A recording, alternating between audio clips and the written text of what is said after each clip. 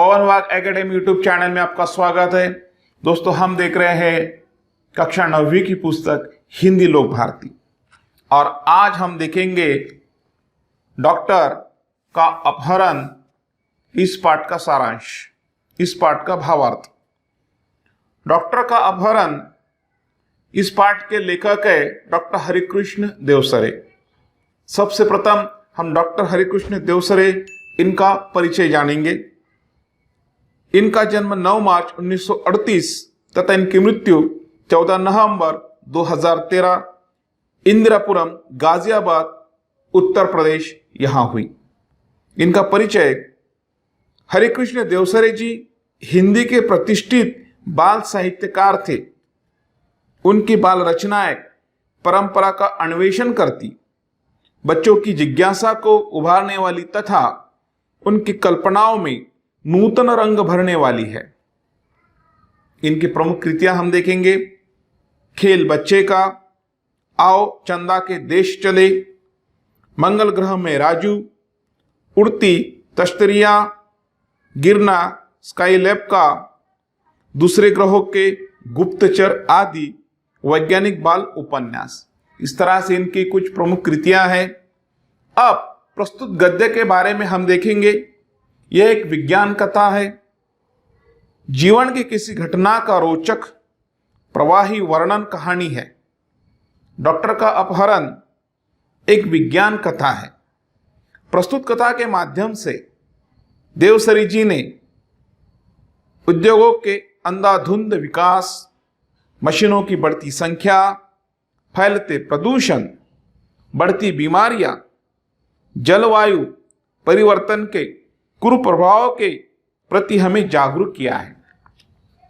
दोस्तों, एक काल्पनिक ग्रह के माध्यम से लेखक ने हमें मशीनों का जो हम ज्यादा उपयोग करते हैं उसके दुष्परिणाम क्या हो सकते हैं, कौन सी बीमारियों का हमें सामना करना पड़ेगा, ये तमाम चीजें हमें इस कहानी के माध्यम से बताने का प्रयास किया है। तो चलो देखते हैं दोस्तों डॉक्टर का अपहरण, इस पाठ का भावार्थ। कुछ महीनों पहले आपने डॉक्टर भटनागर के अचानक लापता हो जाने का समाचार पढ़ा होगा, लेकिन उसके बाद फिर उनके बारे में कुछ भी पता न चला। दोस्तों, अब यहां पर शब्द आया है लापता, जिसका अर्थ होता है गुम। यहां पर हमने सारे कठिन शब्द अर्थात नए शब्द अर्थात शब्दार्थ लिखे हैं। कुछ महीनों पहले आपने डॉक्टर भटनागर के अचानक लापता हो जाने का समाचार पढ़ा होगा, लेकिन उसके बाद फिर उनके बारे में कुछ भी पता न चला। हुआ यह था कि एक रात को लगभग 2 बजे उनके घर की कॉल बेल बज उठी। कॉल बेल, घर के बाहर बेल होती ना, उसे दबाने के बाद पता चलता है कि कोई दरवाजे में आया है। उसी तरह रात के 2 बजे उनके घर की कॉल बेल बजी। आदत के अनुसार डॉक्टर भटनागर उठ गए। अब डॉक्टर भटनागर को आदत थी कि रात बेरात किसी भी समय यदि कॉल बेल किसने बजाई तो वो उठ जाते थे और बाहर देखते थे कौन आया है। यदि कोई मरीज है तो उसके साथ चल देते थे। आदत के अनुसार डॉक्टर भटनागर उठ गए। उनकी पत्नी जागकर भी बिस्तर पर ही पड़ी रही, क्योंकि वह जानती थी कि ऐसा रोज ही होता है। जैसे रात में 2 बजे कॉल बेल बजी, डॉक्टर भटनागर उठ गए। उनकी पत्नी भी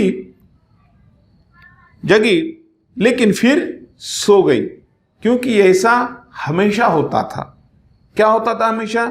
कि रात बेरात किसी ने कॉल बेल बजाना और डॉक्टर साहब ने उसकी मदद के लिए जाना। तो उनकी पत्नी के लिए यह बात कोई नई बात नहीं थी। जब भी कोई मरीज सीरियस होता तब अस्पताल का चौकीदार उन्हें उठाने आ जाता। मरीज का सीरियस होना अर्थात चिंताजनक। यदि कोई मरीज सीरियस स्थिति में है, चिंताजनक स्थिति में है, तो अस्पताल का चौकीदार डॉक्टर साहब को जगाने के लिए आ जाता। अगर किसी को उनके घर बुलाकर ले जाना होता तो वह भी आकर उन्हें जगा देता। अब दूसरी बात यह है कि कोई दूसरा व्यक्ति यदि मरीज के घर पर लेकर जाने के लिए डॉक्टर साहब के पास आता तो वह भी कॉल बेल बजा देता। कहने का अर्थ यह है कि ऐसी स्थितियां हमेशा आती थी जिसकी आदत डॉक्टर साहब की पत्नी को हो गई थी। डॉक्टर भटनागर मरीजों की सेवा करना अपना परम कर्तव्य समझते थे। परम का अर्थ होता है सबसे बढ़कर। उन्हें मरीजों की सेवा करना, रोगी की सेवा करना बहुत अच्छा लगता था, इसलिए वह इसका बुरा न मानते बल्कि सहर्ष चले जाते। सहर्ष का अर्थ होगा खुशी खुशी। वह सहर्ष उसके साथ हो लेते और अपना काम करते। कोई उन्हें फीस दे या न दे इसकी उन्हें चिंता न थी। कोई उन्हें फीस दे या न दे इसकी उन्हें कभी चिंता न थी। बस उनका एक उद्देश्य था कि रोगी की सेवा करना। वो कभी भी आए, किसी भी समय आए, उनके साथ जाना और रोगी की सेवा करना, उसे समय पे दवाइयाँ देना, उसे पूरी तरह से जांचना, कोई फीस दे अथवा ना दे इसकी डॉक्टर भटनागर चिंता नहीं करते थे। उस रात भी वह उठे और गाउन पहने ही दवाइयों का बैग उठाकर चले गए। अब उस दिन अर्थात उस रात्रि कॉल बेल बजी और वह गाउन पहने हुए हाथ में दवाइयों का बैग लेकर चले गए। अब गाउन का अर्थ होता है लबादा। अब वो गाउन पहनकर वहां से चले। आमतौर से होता यह था कि वह 1-2 घंटे में लौट आते या फिर सवेरा होते होते तो अवश्य ही आ जाते थे। आमतौर पर यह बात होती थी, उन्हें यदि कोई बुलाने के लिए आए उसके साथ चले जाते थे, 1-2 घंटे में वापस आते थे, ज्यादा से ज्यादा सुबह तक आ जाते थे, क्योंकि उन्हें अस्पताल समय से पहुंचने की आदत थी। यह बात यहां पर महत्वपूर्ण है कि डॉक्टर साहब समय के बड़े पाबंद थे। किसी मरीज के वहां गए, 1-2 घंटे में वापस आ गए, कभी कभी सुबह सुबह आए, लेकिन आ जाते थे क्योंकि उन्हें अस्पताल जाने की आदत थी, अस्पताल में समय पर पहुंचने की आदत थी। किंतु उस दिन जब देर सुबह तक डॉक्टर भटनागर नहीं लौटे तब उनकी पत्नी चिंतित हुई। अब उनके पत्नी को यह पूरा पता था कि 1-2 घंटे में वो मरीज के वहां से आएंगे, ज्यादा से ज्यादा सुबह तक आएंगे, लेकिन जब वे नहीं आए तो उनकी पत्नी को चिंता होने लगी। वो चिंतित हुई। पहले सोचा कि शायद मरीज की हालत गंभीर होगी इसलिए देर लग गई होगी। अब शब्द आया है गंभीर, जिसका अर्थ होता है चिंताजनक। अब डॉक्टर साहब की पत्नी को लगा कि डॉक्टर साहब अभी तक नहीं आए तो हो सकता है कि मरीज की हालत बहुत चिंताजनक होगी, इसलिए देर लग गई होगी। फिर यह भी सोचा कि हो सकता है आज सीधे अस्पताल चले जाए। फिर उसने यह सोचा कि हो सकता है ज्यादा समय हो गया होगा, इसीलिए हो सकता है कि मरीज के वहां से सीधा अस्पताल चले गए होंगे। लेकिन जब मरीज उन्हें घर पर पूछने के लिए आने लगे तब उनकी हैरानी बढ़ गई। ऐसा वे सोचती थी, लेकिन उसी समय मरीज उनको पूछने के लिए आने लगे कि डॉक्टर साहब है क्या। अब ऐसा होने के बाद उनकी हैरानी बढ़ गई, अर्थात परेशानी, कि वाकई में क्या हुआ, डॉक्टर साहब घर पर क्यों नहीं आए। उन्होंने मित्रों तथा कुछ अन्य संबंधियों को फोन किया और डॉक्टर साहब के बारे में पूछताछ की। अब वो चिंतित हो गई, परेशान हो गई और उन्होंने मित्रों के वहां, रिश्तेदारों के वहां फोन करके पूछा कि डॉक्टर साहब आए हैं, कहाँ है, किस तरह से। उन्होंने मित्रों तथा कुछ अन्य संबंधियों को फोन किया और डॉक्टर साहब के बारे में पूछताछ की, किंतु कोई जानकारी न मिली। इन्होंने अपना प्रयास किया लेकिन इन्हें कोई जानकारी नहीं मिली। कुछ देर के लिए वह यही मान बैठी कि शायद वे किसी दूर के गांव में गए हो और किसी कारण से जल्दी वापस न आ पाए हो। अब डॉक्टर साहब की पत्नी ने यह मन बना लिया कि हो सकता है किसी दूर के गांव चले गए हो, किसी कारण से वापस ना आए हो सकता है आ भी जाए जल्दी। कुछ देर के लिए वह यही मान बैठी कि शायद वे किसी दूर के गांव में गए हो और किसी कारण से जल्दी वापस न आ पाए हो। शाम तक भी जब डॉक्टर भटनागर नहीं लौटे तब उन्होंने पुलिस स्टेशन को फोन किया। अब पूरा दिन वे सोचती रही, रिश्तेदारों को फोन किया, संबंधियों को फोन किया, मित्रों को फोन किया, न जाने कैसा कैसा सोचा, लेकिन शाम तक जब डॉक्टर साहब नहीं आए तब उन्होंने पुलिस स्टेशन को फोन किया। डॉक्टर भटनागर का इस तरह गायब हो जाना पुलिस के लिए भी हैरानी का कारण बन गया। अब इस तरह से डॉक्टर साहब का गायब हो जाना पुलिस को भी हैरानी का कारण बन गया। चारों ओर खोज शुरू हुई, सभी ओर डॉक्टर साहब को ढूंढने का प्रयास होने लगा। वायरलेस से संदेश भेज दिए गए, वायरलेस बेतार या रेडियो, जिससे संदेश भेजे जाते हैं।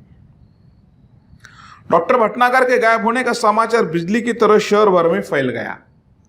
पूरे शहर भर में इस विषय का चर्चा होने लगी कि डॉक्टर भटनागर का अपहरण हो गया है, वे कहाँ गुम हो गए हैं, न जाने कहाँ है, कैसे है, किस हालत में है। सारी जगह पे इस बात का फैलाव हो गया। उनके पत्नी खोज के लिए केवल इतना ही सूत्र दे सकी कि डॉक्टर साहब अपनी कार में नहीं गए। अब खोजबीन शुरू हो गई, पूछताछ शुरू हो गई। तो इनके पत्नी को पूछा गया, तब इनकी पत्नी ने केवल इतना कहा कि वे अपनी कार से नहीं गए, उन्हें लेने कोई गाड़ी आई थी, कोई दूसरी गाड़ी उनको लेने के लिए आई थी, जिसके बड़े पहियों के निशान उन्होंने सवेरे घर के बाहर सड़क और फुटपाथ पर देखे थे। क्या कहा डॉक्टर साहब की पत्नी ने कि वे अपनी कार से नहीं गए, उन्हें लेने के लिए कोई दूसरी गाड़ी आई थी, उस गाड़ी के पहियों के निशान और बड़े पहियों के निशान सुबह डॉक्टर साहब की पत्नी ने देखे थे सड़क पर और फुटपाथ पर। जाहिर था कि डॉक्टर साहब किसी ट्रक या बस में गए हैं। कार का पहिया और ट्रक और बस का पहिया, इसमें अंतर होता है, तो यह अनुमान लगाया गया कि वह ट्रक या बस में गए हैं। मोहल्ले वालों से पूछताछ करने पर भी कोई जानकारी न मिली। सभी ओर पूछताछ होने लगी कि आपने देखा है क्या, इस गाड़ी को देखा है क्या, किसी बस को देखा है क्या, किसी ट्रक को देखा है क्या जिसमें डॉक्टर साहब गए हो या उन्हें कोई और लेकर गया हो। सारे मोहल्ले वालों से पूछताछ करने पर भी कोई जानकारी न मिली। फिर भी पुलिस ने वायरलेस से यह सूचना भी जारी कर दी कि कहीं किसी एक्सीडेंट के बारे में जानकारी मिले तो सूचना तुरंत दी जाए। अब पुलिस अपना अपना काम कर रही है। वायरलेस से सब तरफ जानकारी दे दी गई कि कहीं कोई एक्सीडेंट हुआ हो तो तुरंत जानकारी दी जाए, सूचना दी जाए। कई दिन बीत गए, कोई सूचना नहीं मिली। सब परेशान हो गए, हैरान हो गए, चिंतित हो गए, डॉक्टर साहब कहाँ चले गए हैं। सभी और ढूंढ रहे हैं उन्हें, वायरलेस से सूचना दे रहे हैं। बहुत दिन हो गए, कई दिन बीत गए, कोई सूचना नहीं मिली। क्योंकि डॉक्टर भटनागर का कोई शत्रु भी न था, इसलिए यह शंका करना व्यर्थ था कि उनकी हत्या कर दी गई होगी। अब डॉक्टर साहब तो सबका काम करते थे, सबके साथ समानता से रहते थे, रात बेरात वे अपना काम करते थे, मरीजों की सेवा करते थे, रोगियों की सेवा करते थे, उनका कोई शत्रु नहीं था। तो उनकी हत्या भी हो सकती है, ऐसा भी नहीं हो सकता था। फिर हुआ क्या? पुलिस अब केवल दो ही सूत्रों पर विचार कर रही थी। पुलिस के सामने अब दो ही सूत्र थे। एक यह कि कुछ गुंडों ने उन्हें छिपा लिया हो और सब उनकी पत्नी से मोटी रकम की मांग करे। दूसरा यह कि कोई डाकू दल उन्हें किसी डाकू का इलाज कराने के लिए ले गया हो। अब दो सूत्र पुलिस के सामने थे, दो विचार थे। एक कि कोई किसी गुंडों ने उन्हें उठा लिया गया हो गुंडों के द्वारा और उनकी पत्नी से मोटी रकम अर्थात ज्यादा पैसे मांगेंगे डॉक्टर साहब के बदले में। या फिर दूसरी चीज ये है, दूसरा सूत्र ये है कि कोई डाकुओं का दल उन्हें उठाकर ले गया होगा किसी डाकू का इलाज कराने के लिए। दिन पर दिन बीतते गए और डॉक्टर भटनागर के बारे में कोई जानकारी न मिली। दिन पर दिन बीतने लगे लेकिन डॉक्टर भटनागर के बारे में कोई जानकारी नहीं मिली। दिन पर दिन बीतते गए और डॉक्टर भटनागर के बारे में कोई जानकारी न मिली। उनके इस तरह रहस्यात्मक ढंग से गायब हो जाने से न सिर्फ पुलिस परेशान थी बल्कि लोग भी भयभीत हो गए थे। हम फिर से पढ़ेंगे इसे। उनके इस तरह रहस्यात्मक ढंग से गायब हो जाने से न सिर्फ पुलिस परेशान थी बल्कि लोग भी भयभीत हो गए थे। अब सब चिंतित हो गए कि भाई डॉक्टर साहब कहाँ गए, कहाँ गुम हो गए, किसने उनका अपहरण किया, क्या हुआ उनके साथ। पुलिस के साथ साथ आम लोग भी चिंतित होने लगे, परेशान होने लगे और भयभीत भी होने लगे, डरने भी लगे कि ऐसा कैसा हो गया। यही कारण था कि डॉक्टर भटनागर के गायब होने का समाचार केवल एक ही बार छप गया और बाद में भय का वातावरण बन जाने के डर से उसे दबा दिया गया। भय का वातावरण हो गया, इसलिए उनके अपहरण की जो बात है एक ही बार छपी गई और बाद में उसे दबा दिया गया। क्यों? कि लोग परेशान ना हो। यही कारण था कि डॉक्टर भटनागर के गायब होने का समाचार केवल एक ही बार छापा गया और बाद में भय का वातावरण बन जाने के डर से उसे दबा दिया गया। धीरे धीरे कई महीने बीत गए। श्रीमती भटनागर निराश हो चुकी थी। अब उन्होंने भी मन बना लिया था कि अब उनके पति शायद ही आएंगे। धीरे धीरे कई महीने बीत गए। श्रीमती भटनागर निराश हो चुकी थी। उनकी हालत पागलों जैसी हो गई थी। हालत का अर्थ होता है दशा।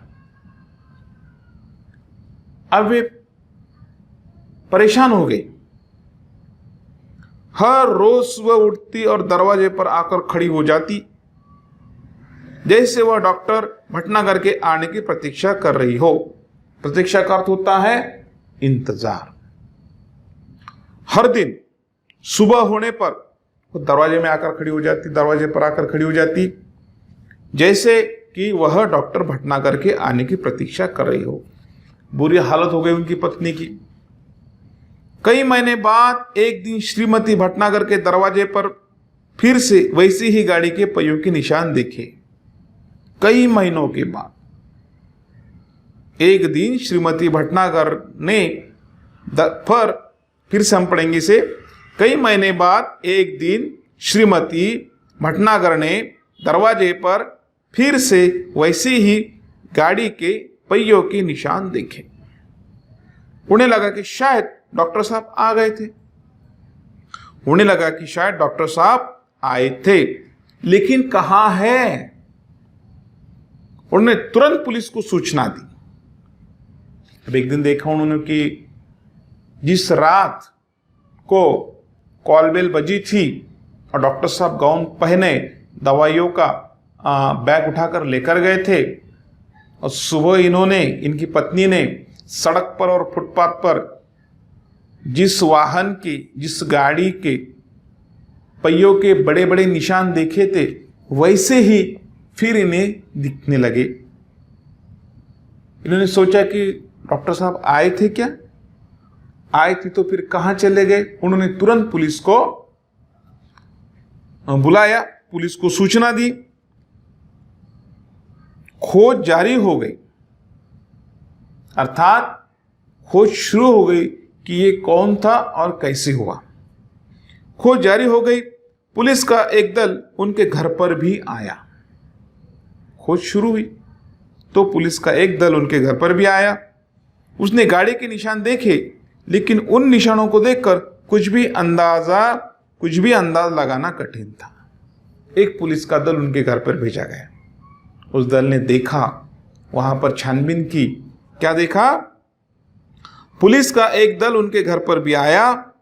उसने गाड़ी के निशान देखे, लेकिन उन निशानों को देखकर कुछ भी अंदाज लगाना कठिन था। हां, एक सीढ़ी अवश्य मिली। क्या हुआ?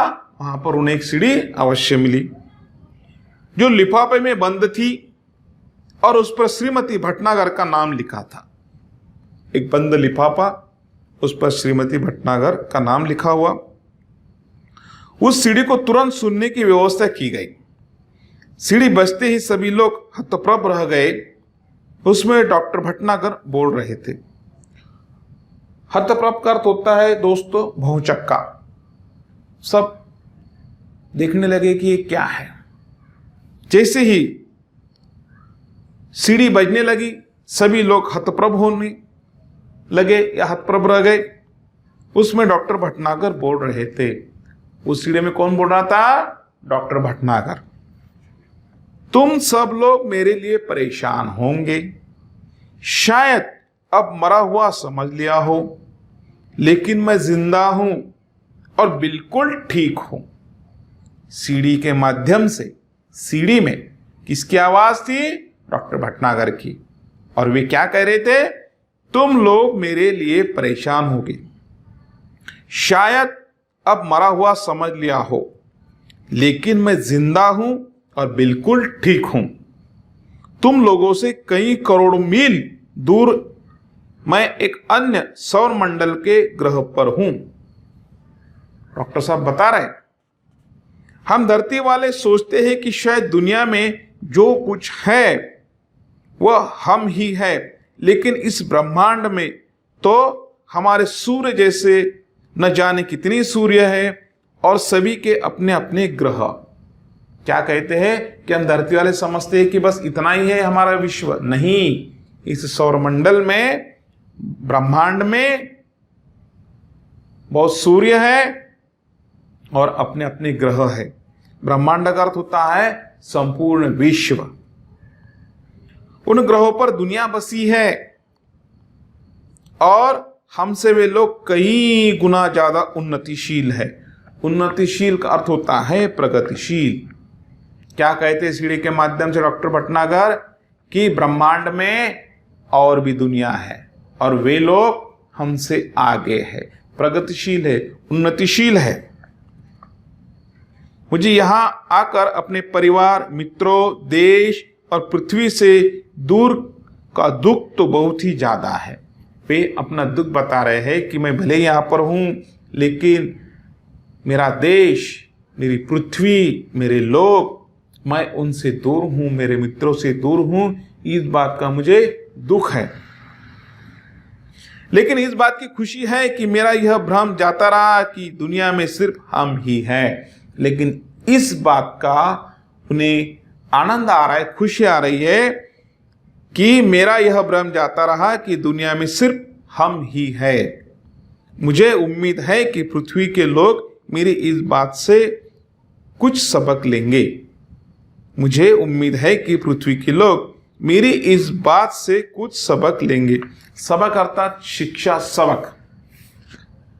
उन्हें उम्मीद है कि पृथ्वी में रहने वाले लोग, जो मैं सीढ़ी के माध्यम से बता रहा हूं, इससे जरूर अवश्य कोई सीख या शिक्षा लेंगे।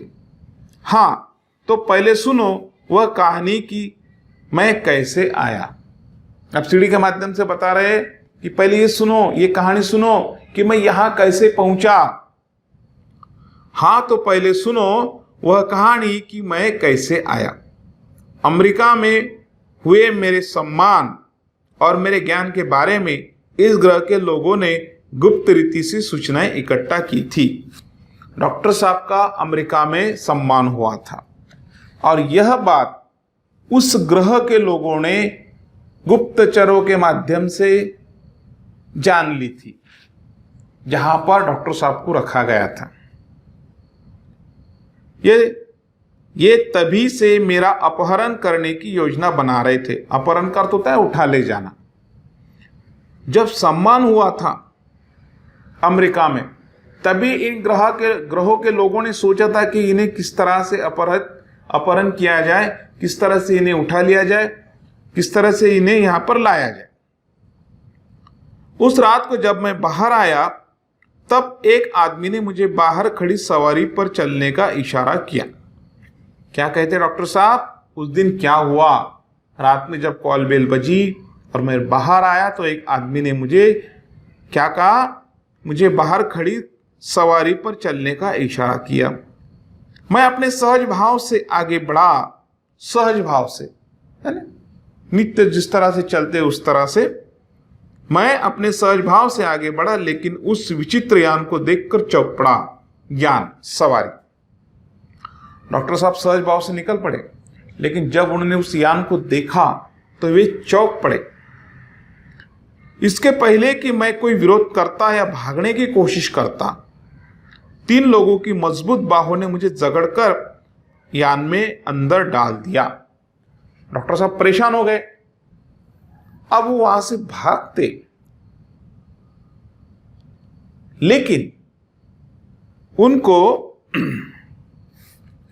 3 लोगों ने पकड़ लिया। उनकी मजबूत बाहें, अर्थात उस ग्रह पे रहने वाले लोग कैसे मजबूत हैं, जकड़कर यान में डाल दिया। यान तेजी से घूमकर सू सू की आवाज करता हुआ आसमान में उड़ गया। जैसे डॉक्टर भटनागर यान में बैठे, उनको ढकेला गया यान के अंदर, उसी समय यान सू सू करके आकाश की ओर उड़ गया। घबराहट के कारण मैं बेहोश हो गया था। डॉक्टर साहब परेशान हो गए, ये क्या हुआ मेरे साथ? घबराहट हुई उन्हें और वे बेहोश हो गए। और जब मुझे होश आया तो वह यान इस ग्रह पर पहुंच चुका था। जब उन्हें होश आया तो वह यान ग्रह पर पहुंच चुका था।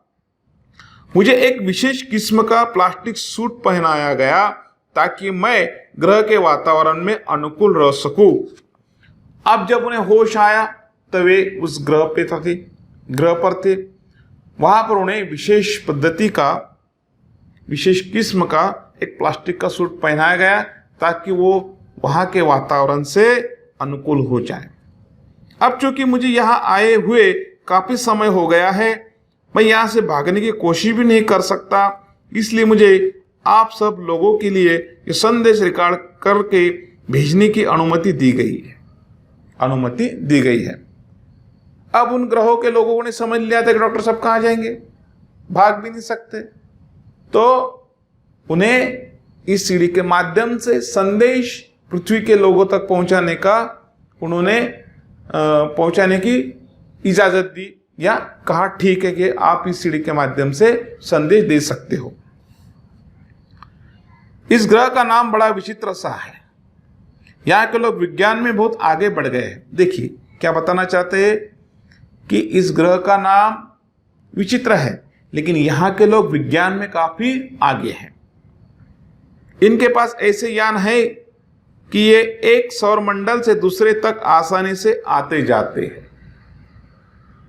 उस ग्रह के लोगों ने इतनी तरक्की की, उनके पास ऐसे यान हैं कि एक सौर मंडल से दूसरे सौर मंडल तक वे आसानी से जाते और आते हैं। यहां भी लोगों ने रहने के लिए घर बना रखे हैं, कारखाने हैं, बाजार है, बस्तियां हैं, मोटरें हैं, सभी कुछ है, लेकिन हमसे बिल्कुल भिन्न। हर चीजें वहां पर, सब कुछ है, लेकिन हमारी चीजें और उनकी चीजों में अंतर है। इनके अपने वैज्ञानिक सिद्धांत है, इन्हें कई सौर मंडलों और उनके ग्रहों के बारे में जानकारी है। हमारा सौर मंडल इनके सबसे निकट है, इसलिए इन्होंने आसानी से मेरा अपहरण कर लिया। क्या कहते हैं डॉक्टर साहब सीढ़ी के माध्यम से कि इनका सौरमंडल अपने पृथ्वी के करीब है, इसलिए आसानी से डॉक्टर साहब का अपहरण किया गया। मेरे अपहरण का कारण जानने से पहले यह जान ले कि ये लोग चिकित्सा शास्त्र में बहुत पिछड़े हुए हैं। क्या कहते हुए कि मेरे अपहरण की कहानी जानने से पहले यह समझ ले कि ये लोग चिकित्सा शास्त्र में पिछड़े हुए हैं, अर्थात इनकी प्रगति क्षेत्र में इतनी नहीं हुई। यह एक ऐसा ग्रह है जहां विज्ञान अपनी चरम सीमा को पहुंच चुका है। चरम सीमा अर्थात अंतिम सीमा। उस ग्रह के बारे में बता रहे हैं कि ग्रह एक ऐसा ग्रह है कि यहां पर विज्ञान ने अंतिम सीमा तक प्रगति की है, चरम सीमा तक प्रगति की है।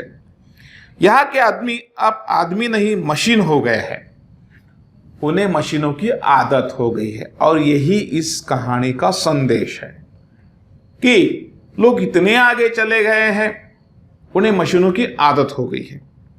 यहां का सारा काम मशीनों से ही होता है और इसका नतीजा यह हुआ कि धीरे धीरे आदमी का महत्व कम होता गया।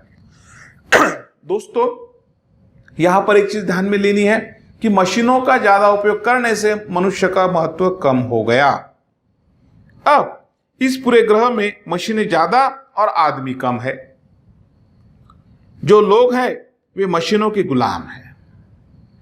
मशीनें ज्यादा, आदमी कम, और जितने भी आदमी हैं वे मशीनों के गुलाम हैं। दूसरी ओर यहां के लोगों को एक विचित्र तरह का सड़न रोग होने लगा है। सड़न अर्थात सड़ना। इन लोगों को आदत नहीं रही अब काम करने की, तो इन्हें एक सड़न रोग लग गया है। यानी शरीर का अंग सड़ने लगता है। शरीर का कोई अंग अचानक सड़ना शुरू हो जाता है और फिर वह आदमी मर जाता है।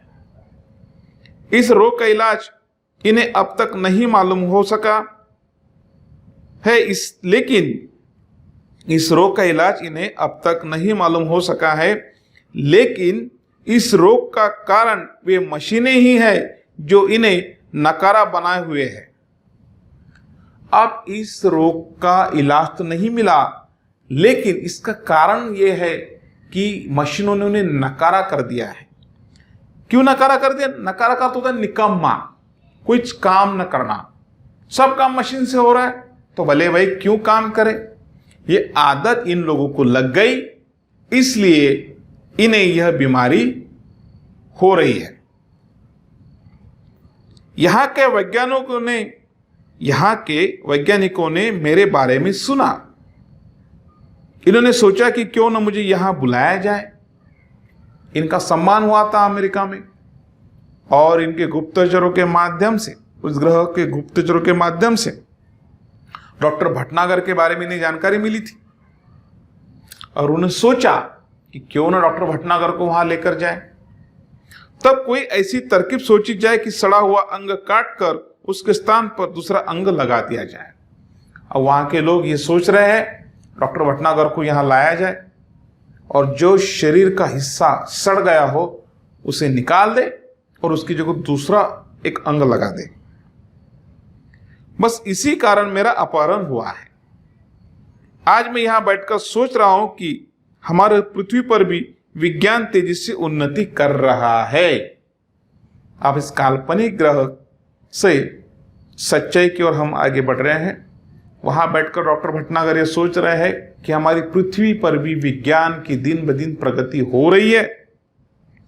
उद्योगों के विकास से मशीनों की संख्या बढ़ रही है। मशीनों और कारखानों से वातावरण दूषित हो रहा है। दूषित का अर्थ होता है दोषयुक्त अर्थात गंदा। वह सब अगर जारी रहा और ज्यादा मात्रा में हुआ तो पृथ्वी पर भी ऐसे ही दिन आने देर नहीं लगेगी।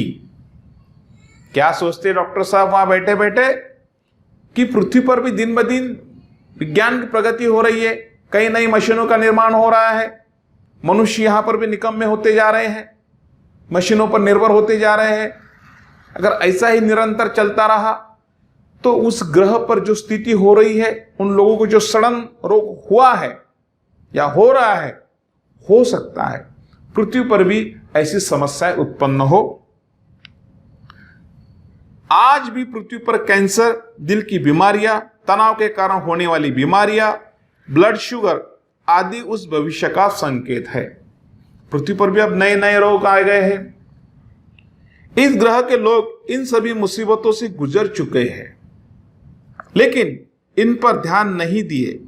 अब स्थिति यह है कि अगर तुरंत कोई उपाय न किया जाए तो शायद यहां से इंसानों का नामो निशान मिट जाएगा। क्या कहते हैं कि इन लोगों ने इन चीजों की ओर ध्यान नहीं दिया। अगर ऐसे ही चलता रहा तो हो सकता है केवल मशीनें बचेगी, मनुष्य नहीं रहेगा और पृथ्वी पर भी ऐसी स्थिति हो सकती है। बस यहां होंगी ऊंची इमारतें, बड़े बड़े कारखाने, चिमनियां और दैत्याकार मशीनें। चिमनियां, कारखानों से उसमें से धुआं निकलता है। दैत्याकार, यहां पर इसका अर्थ हम ये देखेंगे बड़ी बड़ी मशीनें, विशाल मशीनें। आप सोच रहे होंगे कि जो देश विज्ञान में इतना आगे बढ़ चुका है वह चिकित्सा शास्त्र में इतना पीछे कैसे रह गया। क्या कहते हैं कि आप सोच रहे होंगे इतनी बड़ी प्रगति कर ली विज्ञान में, फिर चिकित्सा शास्त्र में पीछे कैसे रह गया। इसका कारण यह रहा कि यहां के निवासियों का शरीर बहुत मजबूत होता है। इसका कारण यह रहा है कि यहां के निवासियों का शरीर बहुत मजबूत होता है। उसकी ऊपरी चमड़ी मोटे प्लास्टिक जैसे पदार्थ की बनी होती है। आप उस आदमी की शरीर का वर्णन किया जा रहा है, वहां के आदमियों का शरीर का वर्णन। इस पर हवा, पानी या मिट्टी का कोई असर नहीं होता। हां, जब ये बच्चे रहते हैं तब अवश्य यह चमड़ी नरम रहती है। क्या कहा जा रहा है, जब ये बच्चे होते हैं तब इनकी चमड़ी जो है नरम होती है, लेकिन बाद में धीरे धीरे वह सख्त हो जाती है। यह सब यहाँ की जलवायु का प्रभाव है। वहां का वातावरण इनके शरीर पर प्रभाव करता है। यह लोग बीमार ही नहीं पड़ते, इसलिए इन्हें चिकित्सा की जरूरत ही नहीं पड़ती। और जब किसी चीज की जरूरत न हो तो भला उसके बारे में कोई कैसे सोच सकता है। वहां का जो वातावरण है, लोग वहां से बीमार ही नहीं पड़ते। यदि कोई बीमार ही नहीं पड़ेगा तो चिकित्सा के बारे में क्यों सोचेगा। जो चीज का हमें उपयोग नहीं है हम उसके बारे में नहीं सोचते, जो चीज की जरूरत नहीं है उसके बारे में नहीं सोचते। इसी कारण हम इसे फिर से पढ़ेंगे। यहां लोग बीमार ही नहीं पड़ते, इसलिए उन्हें चिकित्सा की जरूरत ही नहीं पड़ती। और जब किसी चीज की जरूरत न हो तो भला उसके बारे में कोई कैसे सोच सकता है।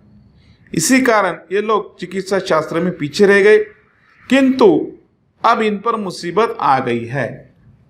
आप स्थिति यह है कि इन लोगों पर मुसीबत आ गई है। मुसीबत का अर्थ होता है संकट। संकट आ गया है। मैंने सड़न रोग का अध्ययन कर लिया है और इनके शरीर की बनावट का भी, किंतु समस्या यह है कि पृथ्वी के चिकित्सा सिद्धांतों को यहां लागू नहीं किया जा सकता। सिद्धांत जो नियम है, अब इन्होंने सड़न रोग का अध्ययन भी कर लिया, शरीर की बनावट की भी जानकारी ली, किंतु जो पृथ्वी के सिद्धांत है वो वहां पर लागू नहीं होते।